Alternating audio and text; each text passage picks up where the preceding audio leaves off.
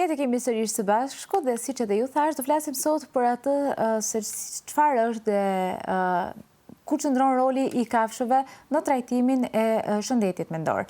Për të folur për këtë, ne kemi sot në studio psikiatren doktoresh Slavica Arsova. Ju благодарам što ste dел од нашата емисија денес, за да зборуваме за ова интересна тема и особено и за кучето Роџер, што веќе е дел од вашиот тим во клиника за психијатрија Скопје. Ви благодарам на поканата и за можноста да зборуваме за нашето тераписко куче. Ви благодарам на вас што одвоивте време. Би сакала да го започнам овој одговор со тоа како домашните миленици воопшто влијаат врз менталното здравје.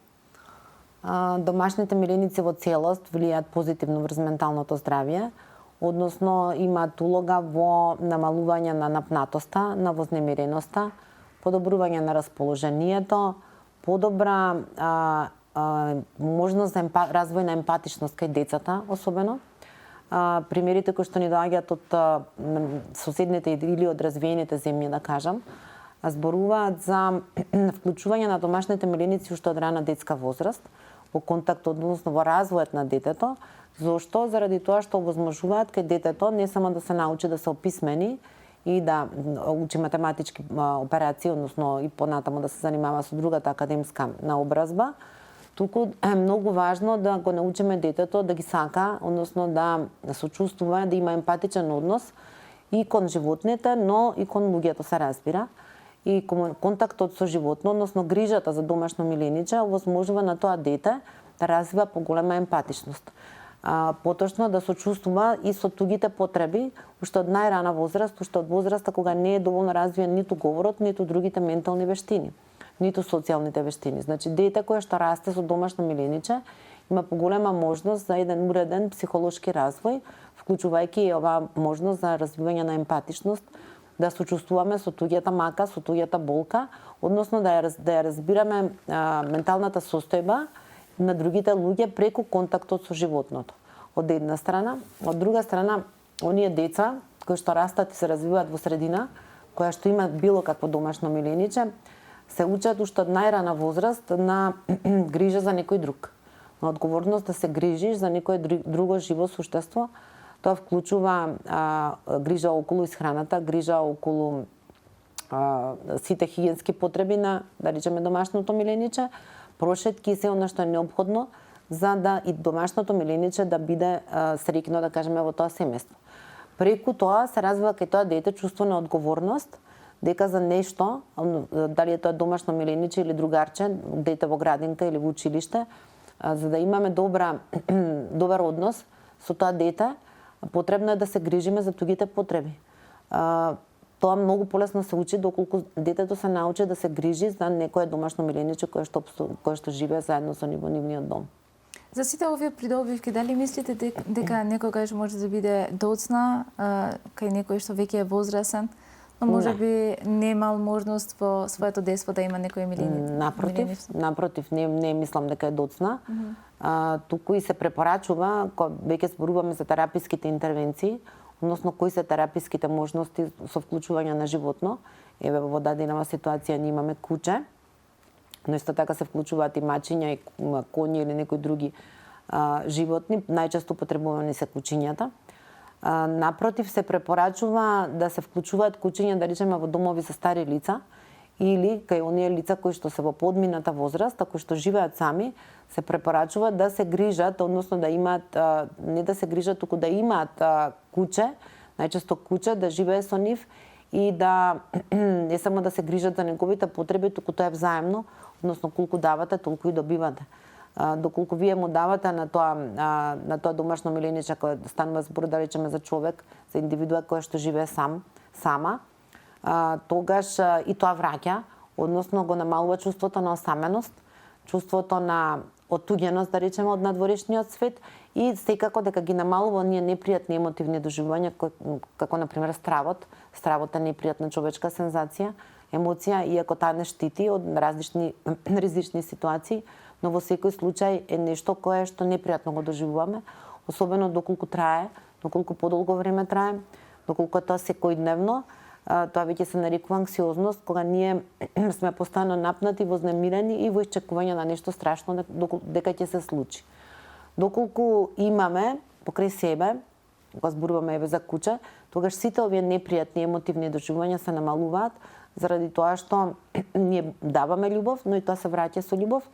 Од една страна, од друга страна и го намалува чувството на несигурност и на небезбедност, кое што е многу тешко за било која индивидуа да се носи со таквите чувства. Ова е многу интересно. Значи, како може да влијае едно куќе во нашата безбедност или во нашата самодоверба? Тоа се интимни емотивни доживувања кои што не се поврзани со некоја страшна ситуација, нели? А кои што ние интимно ги доживуваме, односно се чувствуваме така, не знаеме зошто конкретно. Не зборуваме за конкретни стравови, се плашам да речеме да летам со авион, се плашам да рипам од високо или доколку не сум добар пливаш да пливам во длабоко и слично, или од некои реално опасни ситуации како што е контакт со диви животни кои што се реално опасни по живот. Туку тоа е едно доживување, и затоа го велиме анксиозност, кое што доколку трае долго време и доколку се повторува секојдневно, може да помене во некое психичко нарушување и да не помене во психичко нарушување, го нарушува квалитетот на живот. Знаете, вие се будите со едно интимно доживување на нелагодност, на непријатност, на вознемиреност и исчекувате дека нешто не знаете што, но сте во исчекување дека нешто лошо ќе се случи. Не е тоа конкретно, и тоа ве држи во текот на целиот ден. Доколку земе замав, може да дојде до панични напади, односно доколку тоа анксиозно доживување, да кажеме таа анксиозна состојба, да порасне толку многу до степен на паника, тогаш се доживуваат тие напади на паника кои што се страшни за лицето кој што ги доживува. Кога зборуваме за улогата на куќето во однос на редукција на анксиозноста и депресивноста, токму во тоа се состои, значи доколку ние сме во контакт со куќе кое што може да ни го намали нивото на доживување на нешто страшно, на вознемирувачко, иако не постои такво нешто, тогаш се разбира дека придобивките се големи, значи и во домашни услови, но и во тераписки услови, како што е наречеме во услови во контакт со пациенти. Кога мислите дека е најефективно, во кој случај е најефективно да се зема, например, како што зедовме куќе, како превенција или за третирање? И во едната и во другата ситуација. И во едната и во другата ситуација постојат повеќе правци во однос на тераписки интервенции со куќе. Постои правец кој што е чисто психотераписки правец, каде што се користи куќе кое што е сертифицирано, да кажам, односно поминато низ неопходни обуки, заедно со неговиот обучувач. И тогаш веќе има конкретни јасни граници, односно јасни правци психотераписки интервенции при кои се користи куќето. Но постојат и некои други кои што го правиме ние се на нашата клиника, тоа се така наречени активности, тераписки активности поддржани од животно, каде што нема толку строги ограничувања и строги смерници во однос на тераписките активности. Доволно е присуството на куќето без да му даваме ние точно јасни насоки и наредби што треба да прави во дадената ситуација. Односно при било каква тераписка интервенција и процедура која што ја спроведуваме дали во амбулантски, дали во болнички услови, самото присуство, контактот и вклучувањето на пациентите, наречеме на нашите корисници на здравствени услуги, да ги кажеме, дали се деца, млади или возрастни, доколку е присутно како мост куќето, тогаш многу полесно се влегува со многу помалку недоверба и страв и во терапевтот и во самата тераписка процедура. Не се препорачуваат само за пациенти кои што имаат потешкоти на психолошки план. Се препорачуваат исто така во детската возраст, значи во педиатриската популација, зошто бидејќи децата природно е да се плашат, односно да покажуваат чувство на несигурност и на страв, особено доколку се изложат на некои докторски или медицински интервенции. Зошто? Затоа што е дете, затоа што е очекувано да има големо чувство на несигурност и на небезбедност, за разлика од возрастните кои што можат сами да се грижат за себе и за своите потреби. Доколку тоа дете е болно и доколку тоа дете има веќе нека телесна мака која што го измачува, а дополнително треба да биде изложено на некои диагностички процедури, да влезе во таа диагностичка процедура или тераписки, многу полесно може да влезе доколку доколку помеѓу нив, помеѓу терапевтот, да кажеме, и детето и родителите, има и куча или некое друго животно. Заради тоа што тоа ќе представува еден мост, кој што мост ќе му овозможи на детето да се растраши, да не чувствува толку голема несигурност, страв и да полесно влезе во таа неопходна диагностичка или тераписка интервенција. Кога станува збор за нашите пациенти, кај сите се препорачува, освен кај оние кои што имаат исклучително преголем страв, тогаш е потребно постепено изложување. Преголем страв од куче? Од куче, да, од куче, за конкретно за куче, кој што е необјективен или кој што е врзан од претходно, да кажеме тоа се фобиите, кој што постои прекумерен страв. Во тие ситуации е потребно постепено изложување доколку индивидуата е спремна за такво нешто, доколку сака да се вклучи во таа тераписка интервенција, или кај лица кои што имаат некои алергиски нарушувања, кои што најчесто се алергии кон куче и кон маче, па тогаш не се препорачуваат такви тераписки процедури.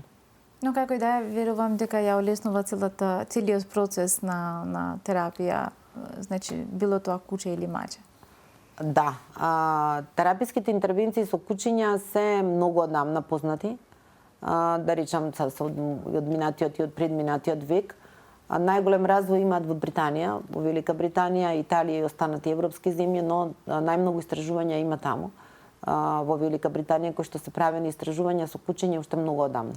Значи, уште од минатите векови, таму се вклучувани кучињата во тераписки интервенции, практично е видено, заради тоа што луѓето имаат таму по стилот на живот им е да се грижат за некој куче што многу одамна, да речеме, од кралските семејства.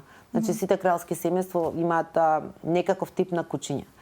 И практичните примери во секојдневното функционирање, секојдневното живење, укажале на тераписката придобивка од контактот со куче. И од тука потоа произлегле и истражувањата и воведувањето на најчесто на куче, но и на мачки во тераписки интервенции. Не само кај пациенти, пак ќе повторам, кои што имаат психички нарушувања, се препорачуваат кај детската популација и кај повозрастната популација, особено во подминатата возраст, и кај лица кои што имаат некои тешки телесни нарушувања, кои што се врзани подолго време, да речеме за кревет или за туѓа нега и грижа од страна на некое друго лице. Ако може да ги споредиме, значи терапијата со животни од класичната психотерапија, кои се тие разлики или придобивки на секоја од нив? Веќе спомнав, постои еден правец кој што некаде се допира, да кажеме, до психотераписки, но не може да се каже баш дека е психотераписки. Постојат други, кои што ги викаме активности, тераписки активности поддржани од животни, кои што немаат строги психотераписки правила, но се како дополнителна терапија и во психотерапијата, но и во фармаколошката терапија, која што ја даваме, значи лекови кои што им даваме на нашите пациенти, како дополнителна или како адјувантна терапија. Сега, во ова терапија со куче, особено, значи ова терапија може да ја најдеме и во нашата земја и во клиниката за психијатрија тука во Скопје. Како дојде Роџер кај вас? Сега знаеме дека Роџер е дел од тимот, но како дојде до вас? Па идејата е од, како да кажам, јас имам таа идеја подолго време, но во текот на минатата година веќе ставивме во годишниот план кој што треба да го спроведеме и веќе бевме на идеја да земеме куче во тераписки цели. Првичната идеја беше да земеме куче, да вдомиме куче од лајка, односно од јавното претпријатие за згрижување на бездомни животни. Зошто? Заради тоа што сакавме да ја промовираме идејата да не се купуваат расни кучиња, туку да се вдомуваат. Со тоа да направиме две добри дела, односно да направиме добро дело да земеме од таму куче, да направиме добро дело за нашите пациенти и да ја подигнеме свесноста во однос на грижата за животните воопшто и намалувањето на бездомните животни во целост. Таа идеја се провлекуваше во текот на минатата година и обстојуваше, ние бевме во комуникација и се уште сме и најверојатно, односно ако се одвива како што треба, ние ќе земеме уште едно куче и тоа ќе биде од лајка. Како дојде Роџер на клиника? Идејата мене ми се појави, односно ми се разви, да кажеме, во текот на минатата година, кога јас учествував на одредени симпозиуми и конференции надвор од државата, каде што бев сведок и во живо, а и на презентации за корисноста од тераписки интервенции со куче, особено со лабрадор. И од тука се потрудив да ја развијам, односно да го направам тоа и на нашата клиника. И случајно се појави Роџер, односно тоа се појави фамилијата, семејството кое што многу добро се грижало за него во изминатиот период. Роџер има 2,5 години и од Македонија, но поради преселба во странство биле принудени да го објават и да барат вдомувачи. Откако ние тоа го видовме, тогаш стапивме во контакт со семејството кое што се грижало претходно за Роџер. И тогаш се договоривме да сето тоа го спроведеме, односно да биде спроведено по сите процедури. Имено Роџер има се комплетно што е потребно за да ги задоволи критериумите од Агенцијата за храна и ветерина, односно има здравствена легитимација, има сите можни потребни вакцини примено, чипирано е кучето со сите можни заштити од паразити, од внатрешни, од надворешни и од се друго што подразбира безбедности за него, но и за луѓето во околината. Стапивме во комуникација, се договоривме и тогаш и го реализиравме тоа, односно тој дојде да живее на нашата клиника и се е среќно куче, тераписко куче, кое што живее заедно со нас, ни помага на вработените, но и на пациентите. За да стане едно куче тераписко куче, дали треба да премине во некоја обука или како оди ова како процес? Зависи што ќе сакаме да спроведуваме. Доколку сакаме да биде во едни пограни, односно како да речем груби, не груби, него појасни, попрецизни психотераписки интервенции, тогаш би требало да помине во обука, и кучето, но и тој кој што ќе се грижи за него, да речеме терапискиот водич. Доколку немаме толку големи барања, односно строги барања, тогаш може да биде со мали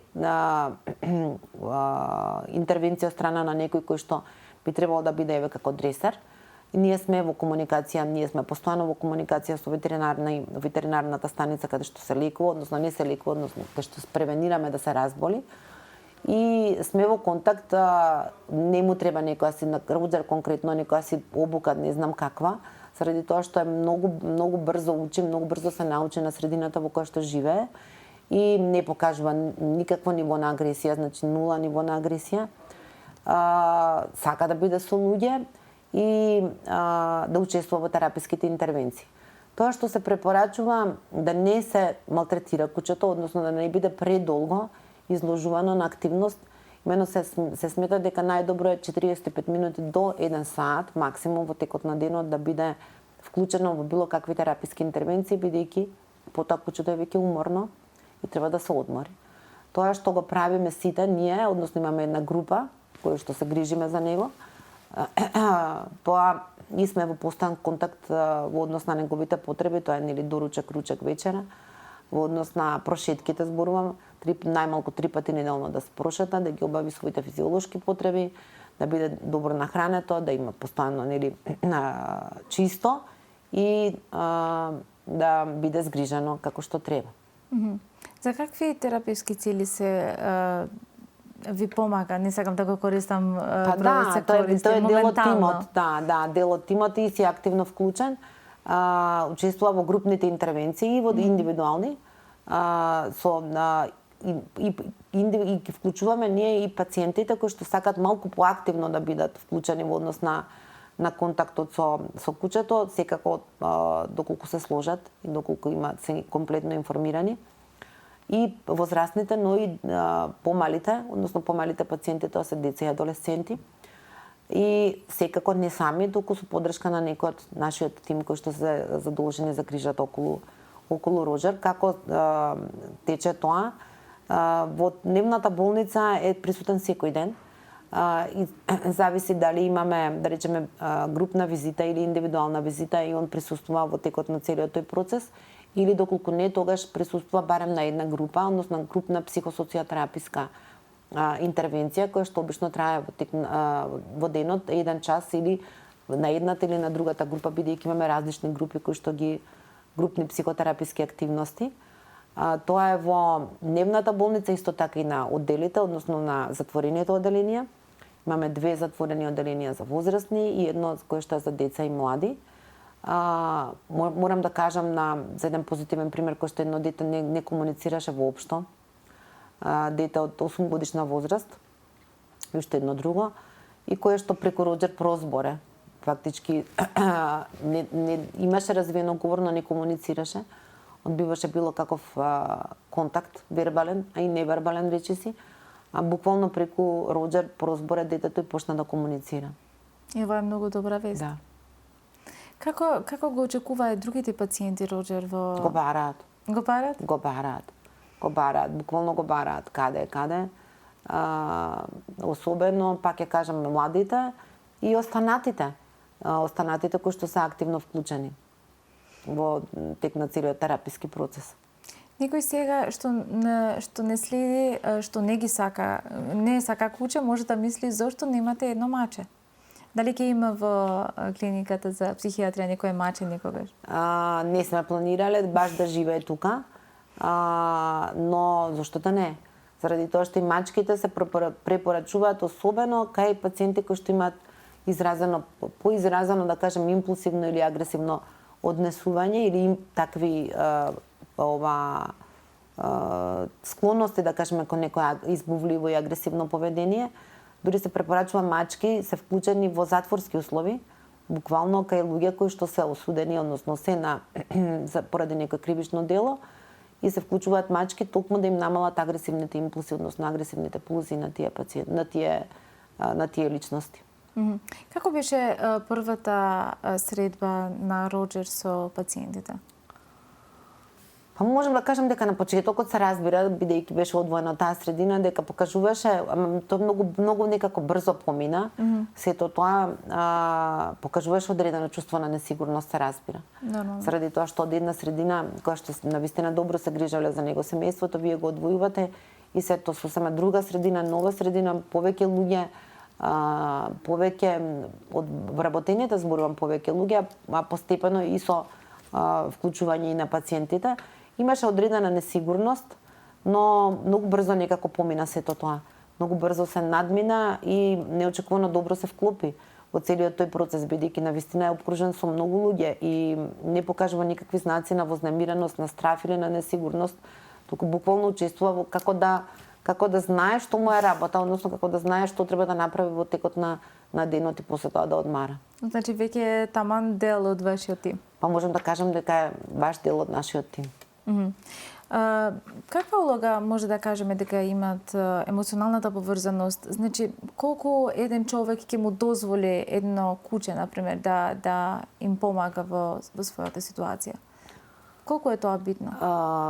Постојат показатели кои што зборуваат не само за психолошките, показатели, дека го гледаме на така од клиничката презентација, да кажеме дека кај некој човек се намалува она што го реков, чувството на страф, на несигурност, на небезбедност, се подобро расположението, но постојат и биолошки показатели, значи мерење на неуротрансмитери, односно на хормони, кои што укажуваат дека после подолготрајно изложување, односно после подолготрајни контакти, ајде да кажеме со некое тераписко животно како што е кучето, се покажуваат и биолошки промени, односно имаме раст на хормоните како што е серотонинот, окситоцинот и други, кои што возможуваат чувство на радост, на среќа, на задоволство и на љубов.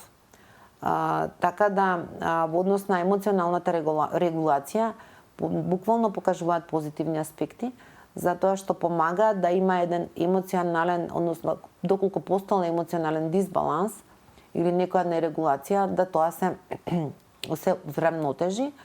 Од една страна, од друга страна да се намали и чувство, не само чувството, туку и да се намали оно што го кажав претходно, избувливоста кај некои луѓе, импулсивноста, склонноста, односно склонноста да кажеме кон некои агресивни постапки, од една страна кај тие што се такви, од друга страна па кај оние кои што се многу повлечени, социјално повлечени, да кажеме, имаат потешкоти во стварување на контакти со други лица, тогаш токму кучето пак му овозможува да оствари полесен контакт со останатите луѓе од социјалната средина, бидејќи ние сме луѓето се социјални суштества. Значи ние сме родени да живееме во група, односно да бидеме обкружени со луѓе. Доколку сето тоа не е задоволено, социјалниот нагон, тогаш очекувано е да не се чувствуваме добро, да не ни е убаво, заради тоа што ние имаме потреба да комуницираме со други луѓе. Некои луѓе малку потешко оди тоа.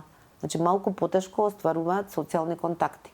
Социјалните вештини кај некои луѓе може да постоеле, да се подзаборавени или во склоп на некои наши нарушувања психички, кои што се од хроничен карактер, на одредени социјални вештини кои што биле научени да се изгубени или голем дел од нив изгубени. Тоа го прави самата болест и одредени други аспекти. И кај тие велиме постои едно социјално повлекување, социјална изолација која што не е добра и склоност кон седечки стил на живење и седење сам дома пред телевизор и со далечинското и без никаква физичка активност и исхрана која што е таква, која што води потоа кон и метаболни нарушувања. Кај тие луѓе кои што страдат од такви нарушувања исто така се препорачува буквално тераписка интервенција со куќа, заради тоа што му овозможува да излезе од дома, да излезе од социјалното изолирано живење, да влезе во комуникација, да излезе надвор во надворешната средина, да направи физичка активност, тоа што ќе го прошета нели куќето, веќе е физички поактивен. Од една страна, од друга страна му овозможува да направи муабет со другите луѓе, да повторно се поврзе со она што е природно и човечки, односно дека ние сме социјални суштества. Спомнавте и од почеток дека е многу добра идеја куќе да се има и во домови кај што живеат постари луѓе. Како може да влијаат овие животни во слично како и претходно што го кажав. Во оваа група. Видете, во подминатата возраст очекувано е да се појават исто така некои непријатни емотивни доживувања, кои што се природни. Пред се страв од болест, од немоќ, страв од потреба некој друг, односно од неопходноста дека можеби ќе имам потреба од некој друг да ми помогне за обавување на моите секојдневни обврски. Уште поголема е потребата од такво нешто во домовите за згрижување нели на повозрастни индивидуи. Зошто? Заради тоа што вие некој лице од една домашна средина во која што бил научен да живее безбедна и сигурна, да кажеме, средина, наеднаш го носите во некоја си нова средина и особено доколку има одредени потешкоти во функционирањето. Тоа не е лесно.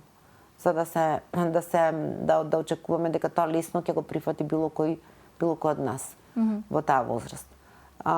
И токму тука е веќе улогата на куќето која што возможува да се намалат тие негативни емотивни доживувања токму во таквата средина. Да, и се согласувам со ова. Ние сме веќе при крај на овој разговор и како последен дел ние го имаме нашиот последен дел кој се вика Прашај го докторот, каде што нашите гледачи имаат поставено неколку прашања кон вас, иако некои веќе ги спомнавме. Првото прашање е: како влијае контактот со животни кај лица кои страдат од депресија? Ова верувам дека ви е чисто прашање. Да, веќе мислам дека го кажавме, ама ќе го повториме. Не е на одмет, значи, како што реков на почетокот, кај сите лица кои што имаат анксиозни растројства, каде што анксиозноста е главниот, да кажеме, симптом, делува односно намалување на тоа чувство на несигурност, на страф и на вознемиреност, а луѓе кои што имаат намалено расположение, кои што имаат потешкоти на план на волја, значи не може да станат од кревет, да се облечат, да излезат надвор, да ги обават своите работни активности или училишни активности, овозможува да сето тоа се подигне, односно да се подобри расположението, да се поттикне волјата, мотивацијата, да се подобри вниманието и концентрацијата. Дали терапијата со животни може да ја замени класичната психолошка терапија или е само дополнителна поддршка? Секако дека не може. Значи сепак класично тоа е тоа што треба. Постои еден комбиниран третман кој што го викаме ние. За жал не постојат магични лекови до ден денешен, иако постојат многу добри лекови кои што ги имаме и кај нас, значи како и секаде во светот, но се уште не постои таков идеален препарат, нити антидепресив, нити анксиолитик, кој што ќе кажеме дека во целост ги отстранува депресивните или анксиозните симптоми. И секогаш постои потреба од нешто друго, од нешто друго, од нешто друго. И во тоа нешто дополнително, да, без разлика дали имаме вклучено ние лекови, односно фармаколошка терапија или одиме само со психотераписки интервенции, се што е корисно е дополнително, како дополнителна тераписка интервенција, како што е тераписка интервенција со куче, треба да се употребува доколку може, заради тоа што се уште не постои идеален тераписки водич, да кажеме, кој што ќе кажеме дека во целост ги отстранува симптомите со кои што се бори некое лице кое што страда од некое депресивно нарушување или анксиозно нарушување. И последното прашање е дали има истражувања во Македонија што ги покажуваат придобивките од терапија со животни?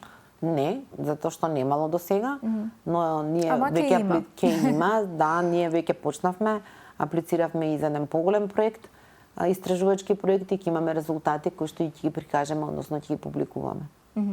Јас ви благодарам многу за сите овие информации и за ова нешто ново што го имате донесено во нашата земја. Се надевам дека Роџер ќе биде само првиот од сите други кучиња и мачиња што ќе се вклучат во терапевските сеанси во сите тимови на психијатрија. Ви благодарам што бевте дел од нашата емисија денес. Ви благодарам.